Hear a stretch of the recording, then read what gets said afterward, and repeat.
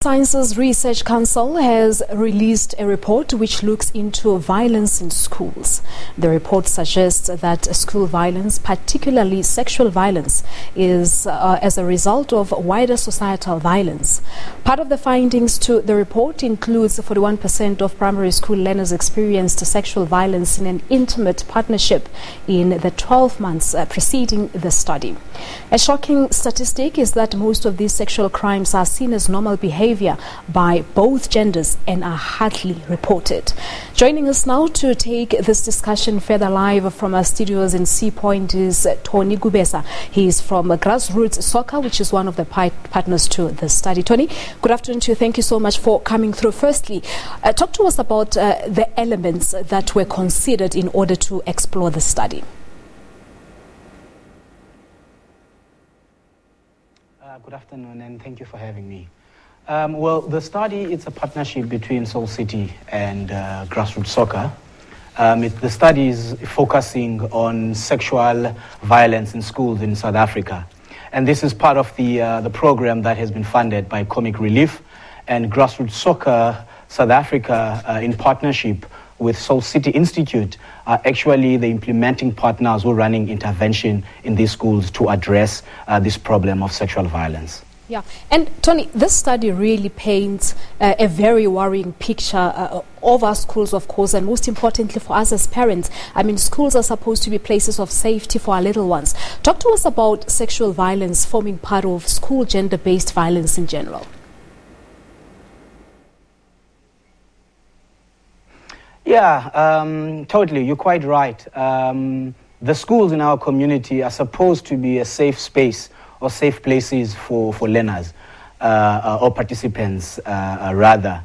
And what we've seen is that, and the statistics are shocking. If you look particularly in primary school, there's about 41% of young people, particularly girls, who are actually experiencing intimate partner violence. Now, this is shocking as opposed to their counterparts, which is the high school, which is sitting at 35%. You know, and this tells us that the primary school, which is between the ages of 12 to 14, they are already sexual active and are also experiencing this violence. So it means that we need to give more attention to the primary school kids in terms of delivering these interventions. Yeah, and certainly these numbers are not just worrying, Tony, but they are devastating as well. As you said, 41% of primary school learners experiencing sexual violence. It is very worrying. But was the study able to look beyond the findings, perhaps maybe as to the contributing factors to these high numbers?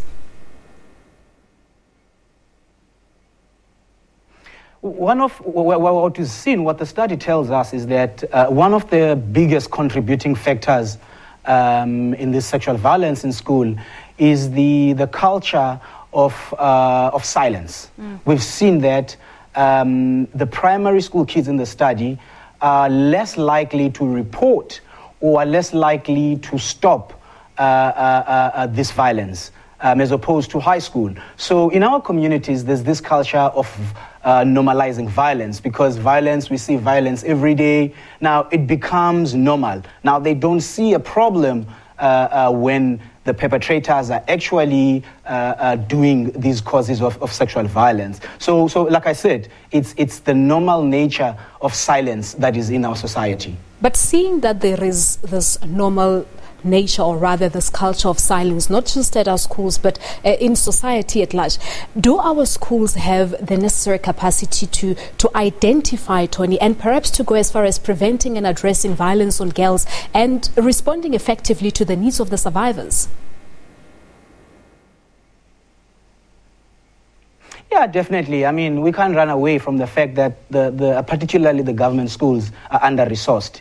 And I think Soul City Institute and Grassroots Soccer South Africa are one of the partner organizations that are there in schools in supporting the teachers in addressing these issues. Yes, of course, teachers are trying, but they can't win this battle all alone. So we as community-based organization and other role players, we need to step up and make sure that we support the educators in terms of supporting the learners in stopping this violence against kids. And part of the recommendations of the study is basically to say that more focus has to be put on primary schools. But how do you think this can be carried out? Do you perhaps think that it is time now to have such important topics in schools' curriculums? Yeah, precisely. I think there's two things here. One is to look at the curriculum, sexual education in schools. We need to interrogate harmful gender norms.